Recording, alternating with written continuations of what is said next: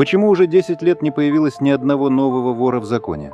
С 2015 года в преступной среде действует негласный, но абсолютно жесткий запрет на коронации новых воров в законе. Это решение принято не в тени, не из страха перед законом и не по воле силовых структур напрямую. Его инициатором стал Захарий Калашов, известный во всем постсоветском криминальном мире как Шакро Молодой.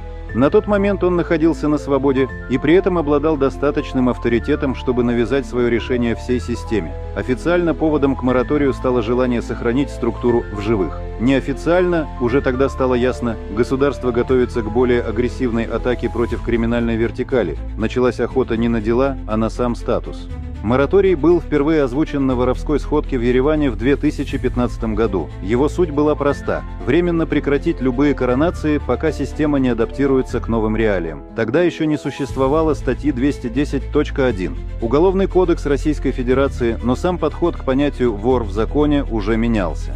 Инициатива Шакро была воспринята как попытка защитить структуру через тишину, через время, через выжидание. В 2016 году Шакро был задержан в Москве. Против него возбудили дело о вымогательстве. И в 2018 году его приговорили к почти 10 годам колонии строгого режима. Однако даже в заключении Калашов сохранял полный контроль над системой. В 2019 году, когда в Турции прошла воровская сходка, на которой пытались короновать Ахтама Самаркандского, именно Шакро, находясь за решеткой, прислал маляву – официальное письмо, в котором он требовал отменить коронацию. Его мнение было исполнено без колебаний. Мораторий был продлен, несмотря на сопротивление части авторитетов.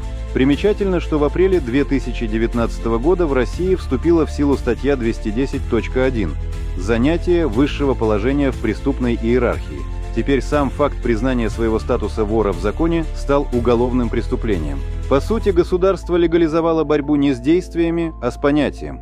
И на этом фоне решение Шакро выглядело не как защита, а как вынужденная капитуляция. В марте 2024 года Шакро Молодой вышел на свободу. По официальной версии, условно-досрочно, по состоянию здоровья. И казалось, что с его выходом мораторий будет снят. Но вместо этого он подтвердил прежнее решение. До 2026 года никаких новых коронаций не будет. Система осталась парализованной. Ни одной новой сходки, ни одного нового имени. Никто не смеет нарушить приказ, который был отдан не в тюрьме, а уже на воле. Формально это решение воровского круга. Фактически оно полностью совпадает с интересами государства. Существует веское мнение, что Шакро мог принять это решение под давлением. Возможно, это было негласное условие его освобождения. Возможно, часть договоренности, о которой никто никогда не скажет вслух. Сегодня криминальная вертикаль существует, но не дышит. Старики теряют влияние, молодые молчат, а воровской трон остается пустым. И только одна дата звучит в кулуарах – 2026 год. Тогда, по внутреннему соглашению, решение может быть пересмотрено. А может и никогда не будет. Crime Time.ru. Мы говорим не слухами. Мы озвучиваем то, что обычно не звучит вслух.